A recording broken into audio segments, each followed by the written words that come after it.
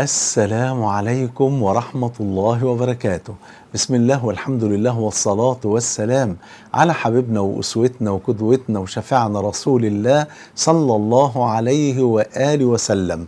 ما هي أسهل طريقة لتصلوا بألف آية وتكونوا من المقنطرين وتبنى لكم القصور في الجنة؟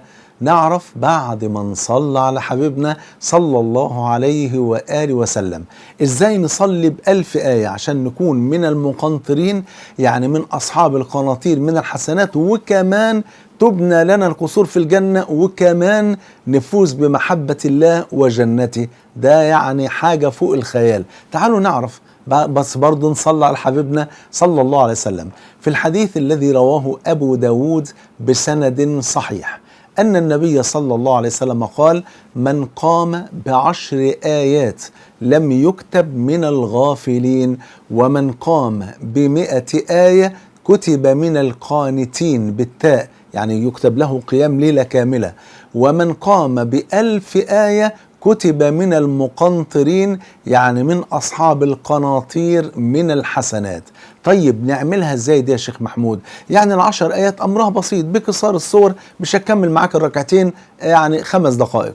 ولو هنصلي ب100 آية ممكن أول 4 صفحات في جزء عامة بفضل الله، ليس على سبيل التحديد ولكن على سبيل التيسير، ممكن بأول 4 صفحات من جزء عامة مع الدين 100 آية بفضل الله سبحانه وتعالى يكتب لكم قيام ليلة كاملة. طب وال1000 آية بقى، لو عايزين بقى الهمة تعلو بقى، ما احنا بنكلم ناس أفاضل أصحاب همم عالية، ربنا يبارك فيكم. احنا مش عايزين الجنة وبس، احنا عايزين الفردوس الأعلى من الجنة، وعايزين صحبة النبي صلى الله عليه وسلم في الجنة.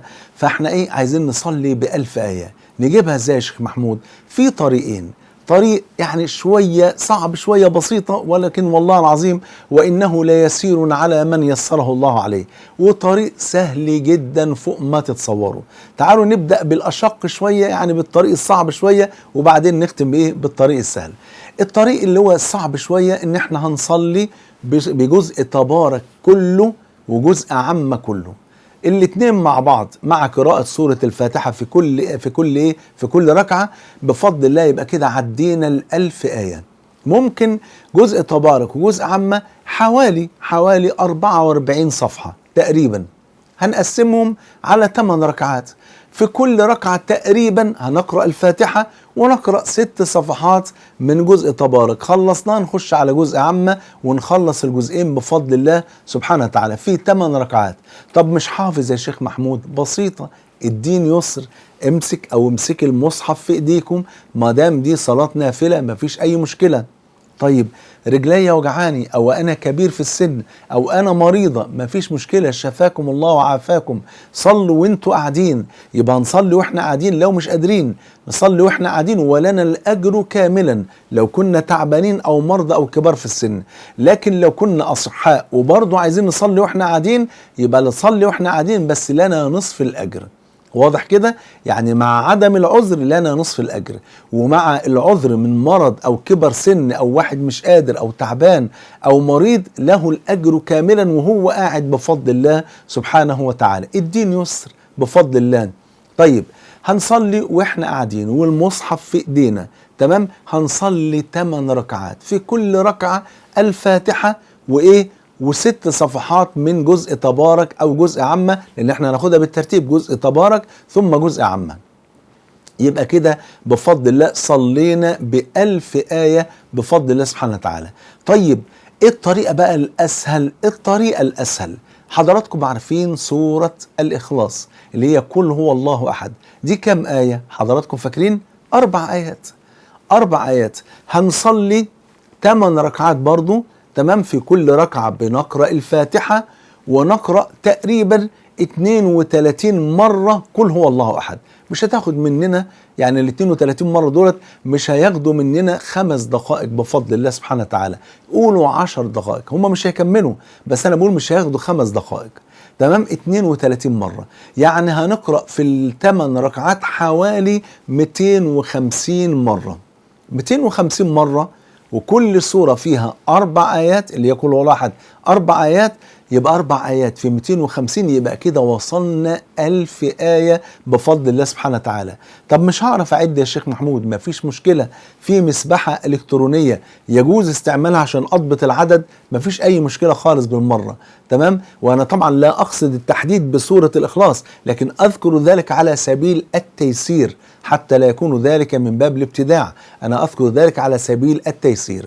هنقرأ سورة الإخلاص 250 مرة، نقسمهم على 8 ركعات، في كل ركعة بنقرأ الفاتحة ومعاها 32 مرة قل هو الله أحد. ولو مش قادر برضه، تعبان أو مريض أو كبير في السن، ممكن نصلي وإحنا قاعدين. ولو مش عايز أقول بقى لو مش حافظ، مش معقولة ما حدش حافظ قل هو الله أحد، مش محتاجين نمسك مصحف. تمام. لكن ممكن نمسك المسبحة عشان نضبط العدد بفضل الله. لو قرأنا بقى بقل هو الله أحد 250 مرة على 8 ركعات، هنجني هنا 4 ثمرات من أغلى الثمار اللي في الدنيا. أول ثمرة يا حبايبي، يعني طبعا هو مش 4 ثمرات بس، لا ثمرات كتيرة جدا. أول ثمرة، احنا طبعا صلينا كده ب1000 آية، يبقى كده لم نكتب من الغافلين، أدي أول حاجة. تاني حاجة، كتبنا من القانتين، لأن اللي بيصلي ب100 آية تمام بيكتب له قيام ليلة كاملة، لا ده احنا صلينا ب1000 آية، يبقى اتكتب لنا قيام ليلة كاملة. رقم 3، اتكتبنا من المقنطرين، يعني من أصحاب القراطير المقنطرة من الحسنات. ادي أول 3 ثمرات. فاضل لنا كم ثمرة؟ فاضل لنا 4 ثمرات، لأن هم 7 ثمرات. الثمرة الرابعة، ان كما تعلمون ان النبي صلى الله عليه وسلم قال كما عند البخاري ومسلم: قل هو الله أحد تعدل ثلث القرآن. ما شاء الله. طب لو قرأناها 250 مرة يا شيخ محمود، يبقى كأننا ختمنا القرآن 80 ختمة. كل ده في قد ايه يا حبايبي؟ كل ده مش مكملين نص ساعة، ده احنا لو صلينا 8 ركعات بكل هو الله أحد قلناها 250 مرة، مش هنكمل نص ساعة بفضل الله سبحانه وتعالى، كأننا ختمنا 80 ختم القرآن. ركزوا معايا. تمام. طب أيضا كمان هيتبني لنا 25 قصر في الجنة. إزاي؟ لأن النبي صلى الله عليه وسلم قال كما عند أحمد بسند صحيح، قال: من قرأ قل هو الله أحد 10 مرات بنى الله له بيتا في الجنة. ما شاء الله. طب احنا قرأناها 250، ولو قرأناها 10 مرات بيتبني قصر في الجنة، بال 250 يتبني لنا 25 قصر في الجنة. طيب الحاجة الثالثة، ان احنا هنفوز بفضل الله سبحانه وتعالى بمحبة الله سبحانه وتعالى. ورد في البخاري ومسلم ان النبي صلى الله عليه وسلم بعث رجلا على سرية، فكان يقرأ بأصحابه، كان يؤمهم ويقرأ بأصحابه ويختم كل ركعة بسورة الإخلاص. فلما جاءوا من الغزو حكوا ذلك وشكوا ذلك للنبي صلى الله عليه وسلم، فقال: سلوه لماذا كان يقرأها؟ قال: لأنها صفة الرحمن وأنا أحب أن أقرأ بهذه الصورة. فقال صلى الله عليه وسلم: أخبروه أن الله يحبه لحبه إياها. ما شاء الله. فاز بمحبة الله بسبب قراءة سورة الإخلاص. رقم 7 من الثمرات، إن هنفوز بجنة الرحمن، كما جاء عند الترمذي بسند صحيح أن رجلا قال له: يا رسول الله صلى الله عليه وسلم، إني أحب هذه السورة، قل هو الله أحد. فقال صلى الله عليه وسلم: إن الله عز وجل، أو إن حبها أدخلك الجنة. إن الله أحبك لحبك إياه، وإن حبها، يعني حبك للسورة دي، أدخلك الجنة. ده الكلام ده كله حبايبي أنا بتكلم في الليالي العادية. أمال بقى لو كان كل ده بقى في ليلة القدر؟ احنا حكينا 7 ثمرات، تعالوا بقى نتخيلهم في ليلة القدر. قلنا أول ثمرة: لم نكتب من الغافلين، يبقى لن نكتب من الغافلين لمدة أكثر من 1000 شهر، مش 1000 شهر. قال سبحانه وتعالى: ليلة القدر خير من 1000 شهر. يبقى ركزوا معايا في الثمرات، والله العظيم المقطع ده خطير جدا فوق ما تتصوروا. تمام. يبقى إذن أول حاجة لن نكتب من الغافلين لأكثر من 1000 شهر. رقم 2، إن احنا بيكتب لنا بنكتب من القانتين، يعني يكتب لنا قيام ليلة كاملة، يبقى هيتكتب لنا قيام ليلة كاملة بفضل الله سبحانه وتعالى لمدة أكثر من 1000 شهر. رقم 3، هنكتب من المقنطرين، يعني من أصحاب القناطير المقنطرة من الحسنات، مليارات الحسنات، يكتب لنا المليارات دي لمدة أكثر من 1000 شهر متكررة كل ليلة. تمام. الثمرة الرابعة قلنا ان احنا هيتكتب لنا في الليلة العادية 80 ختمة قرآن. اضرب بقى واضربي 80 ختمة قرآن في أكتر من 1000 شهر، كل ليلة 80 ختمة قرآن في أكتر من 1000 شهر. طيب وغير كده كمان احنا قلنا هيتبني لنا 25 قصر في الجنة لو قرأنا قل هو الله أحد 250 مرة في الصلاة اللي احنا هنصليها في 8 ركعات، تمام كده؟ طيب يبقى 250 قصر في الجنة يتكتب لنا متكرر لمدة أكتر من 1000 شهر. وقلنا إن ربنا سبحانه وتعالى أحب هذا الرجل لحبه لهذه السورة، فتستمر محبة الله عز وجل لكم لأكثر من 1000 شهر. وقلنا أن هذا الرجل حبه لهذه السورة أدخله الجنة، فيستمر لنا يعني نكتب من أهل الجنة لأكثر من 1000 شهر. كل ال7 ثمرات دي كلها بفضل الله بقراءة سورة الإخلاص والصلاة بها في 8 ركعات. كل ركعة هنقرأ الفاتحة وقل هو الله أحد 32 مرة. أنا مش بحدد عدد، ده أنا بقسم ال 250 على 8 ركعات، طلعت حوالي 32 مرة في كل ركعة. إيه رأي حضراتكم؟